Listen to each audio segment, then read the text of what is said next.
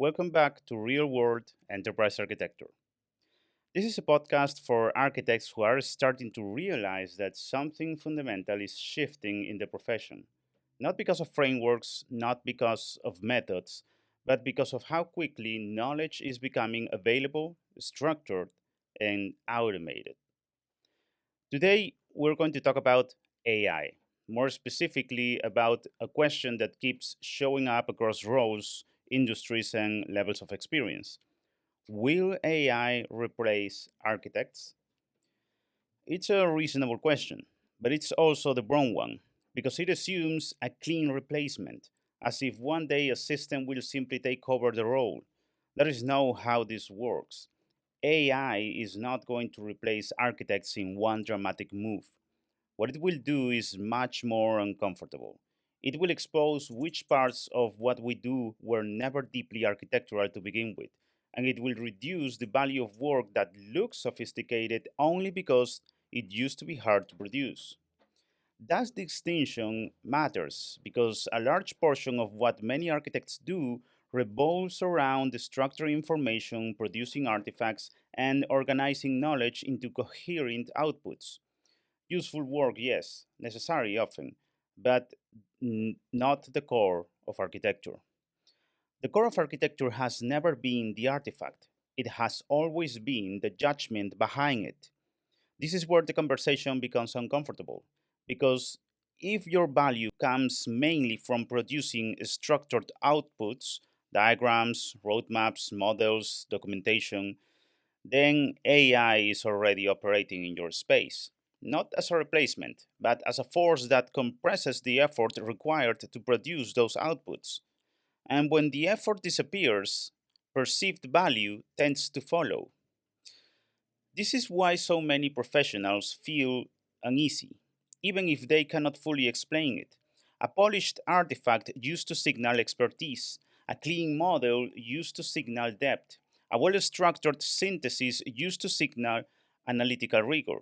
But those signals are becoming less reliable. If something that used to take hours can now be generated in minutes, the question is no longer how fast you can produce it. The question becomes what part of your work actually requires you. And that is the real issue. Most people ask, will AI replace architects? But the better question is this: which parts of what many architects do were never really architecture in the first place? Because if your role is centered on organizing, summarizing, and formatting knowledge, then AI is not a distant threat. It is already interacting with your work. It is already reshaping expectations, and it is already lowering the barrier to producing outputs that look competent. That does not eliminate the role, but it changes the baseline.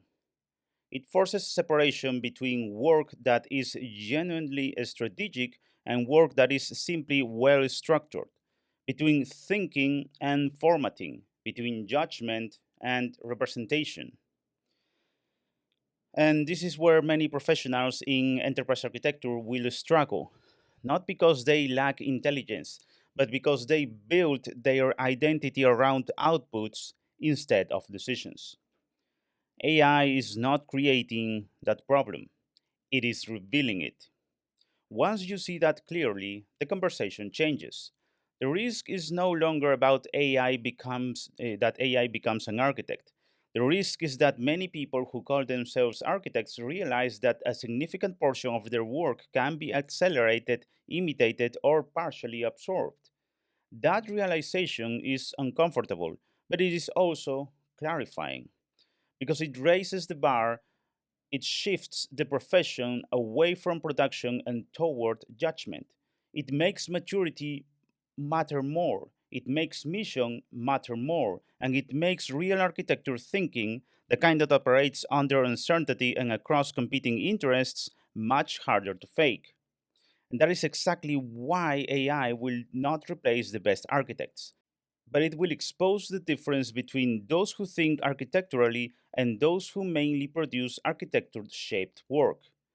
At this point, it helps to move away from abstractions and look at what is actually changing in practice. because the shift produced by AI is not theoretical, it is already visible in how work gets done. A few years ago, producing a structured architecture view required time, gathering inputs, interpreting them, organizing them, and translating them into something coherent. The effort itself was part of the signal. Today, much of that progress can be accelerated. First, drafts can be generated quickly, information can be structured faster, and alternatives can be explored without starting from scratch. Execution is being compressed, and when execution is compressed, something else becomes more visible: judgment. Because once effort decreases, the question is no longer how you produce something, but whether what you produce makes sense in context.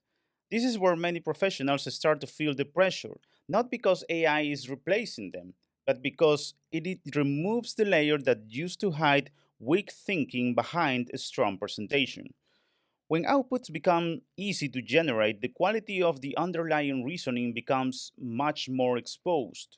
This changes what good looks like. A well structured diagram is no longer impressive on its own. A clean model is no longer enough. Those things become expected. What differentiates you is whether you can decide what should exist in the first place, whether you can recognize when something that looks correct will fail in reality, and whether you can navigate trade offs that are not visible in the artifact. This is where a useful perspective comes from outside the usual architecture literature. In the book called Range, David Epstein argues that generalists develop an advantage in environments where rules are unclear and context matters. That idea matters here because architecture rarely operates in stable environments.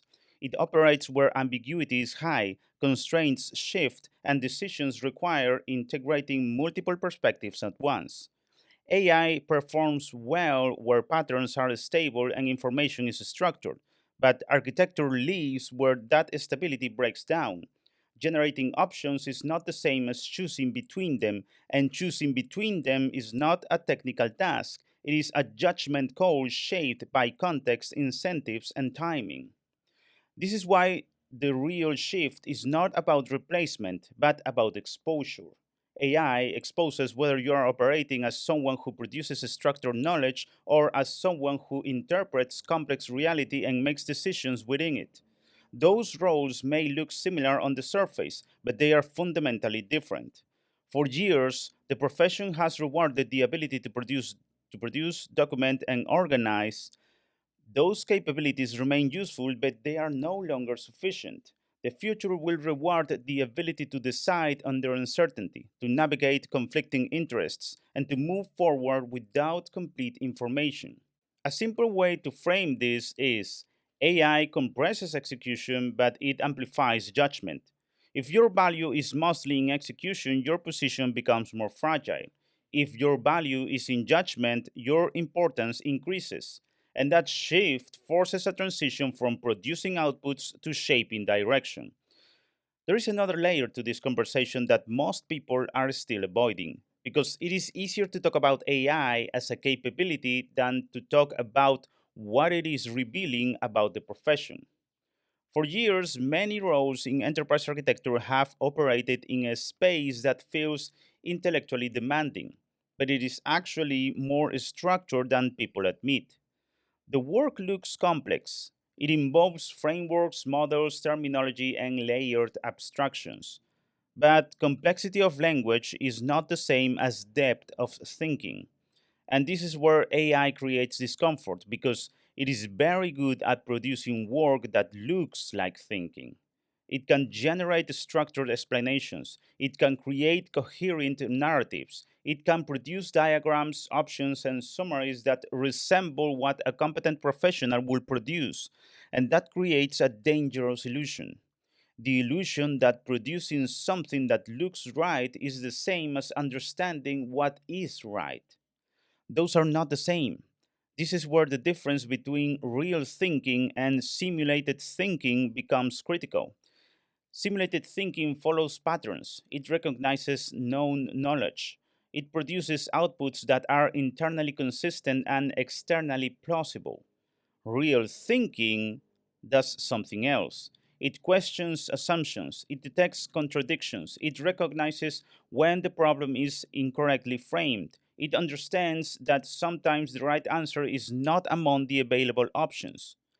AI is extremely good at the first one. It is not responsible for the second.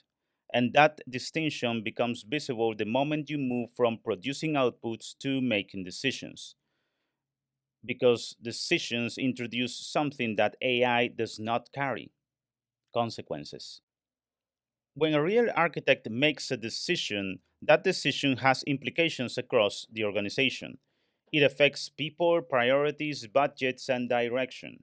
It creates a second order effect that cannot be fully predicted or contained.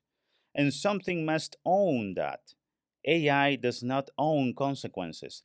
It can suggest, it can generate, it can assist, but it does not carry responsibility. And responsibility is where the role becomes real. This is why the comparison between AI and architects is often misleading. A more useful comparison is this: AI paired with a junior professional versus an experienced architect with strong judgment. The junior professional can now produce outputs that look far more sophisticated than before. They can structure information faster, generate options more easily, and present ideas more clearly. But that does not mean they understand the implications of those ideas. The experienced architect, on the other hand, may produce fewer artifacts. They may speak less. They may rely less on formal structure. But when they intervene, they change the direction of the conversation. They see risks earlier. They detect inconsistencies faster. They understand when something will fail, even if it looks correct on paper. That is not a function of tools. That is a function of maturity. And maturity is not something you can automate. It is built through exposure to consequences, through decisions that did not work, through navigating ambiguity without clear answers, and through learning how organizations actually behave under pressure. AI does not go through that process.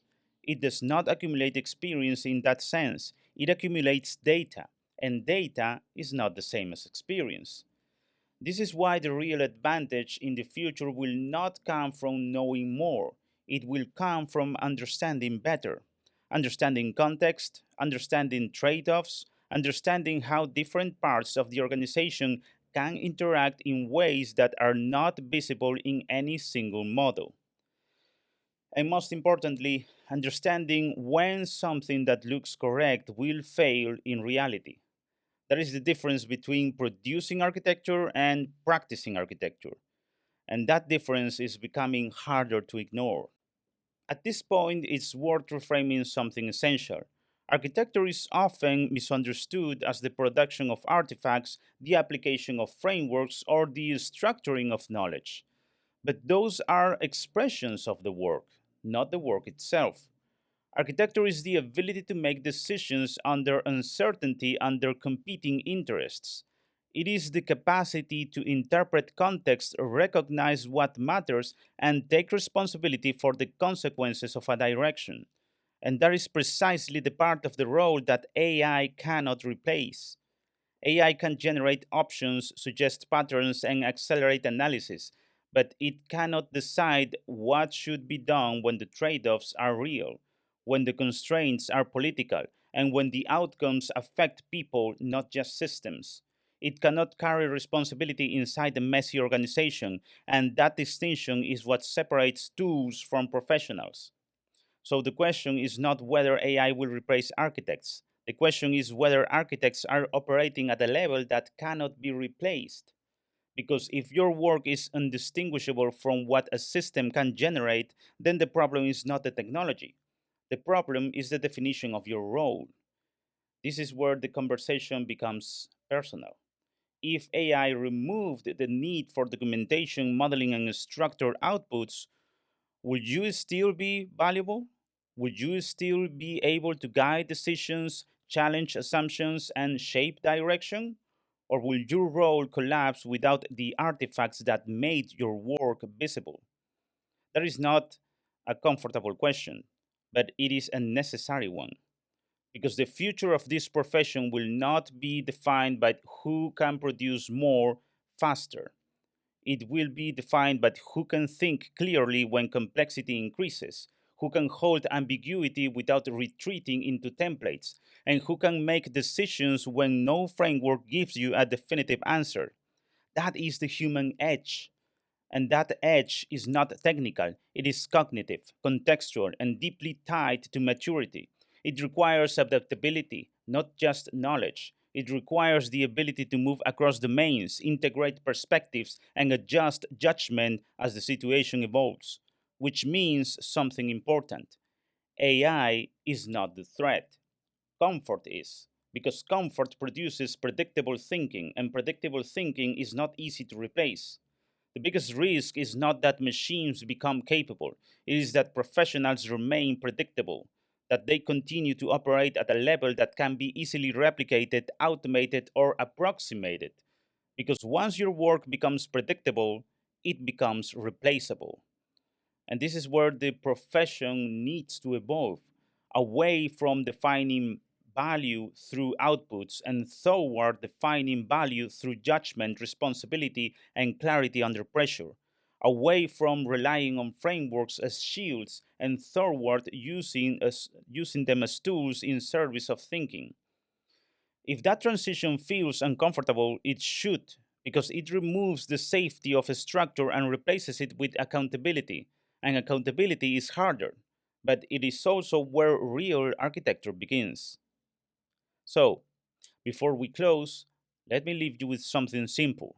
If your current way of working depends on being the person who produces the artifacts, AI will make that harder to defend. If your value comes from being the person who helps the organization decide what actually matters, AI will make that more visible. The difference is not in the technology, it is in you. My name is Marco Fernandez, and this is Real World Enterprise Architecture. I'll see you in the next episode, where we'll return to TOGAF, but from a very different angle. In episode 7, we'll explore what the ADM really looks like in practice once you move beyond theory and start dealing with real organizations. Thank you for listening. I'll see you in the next episode.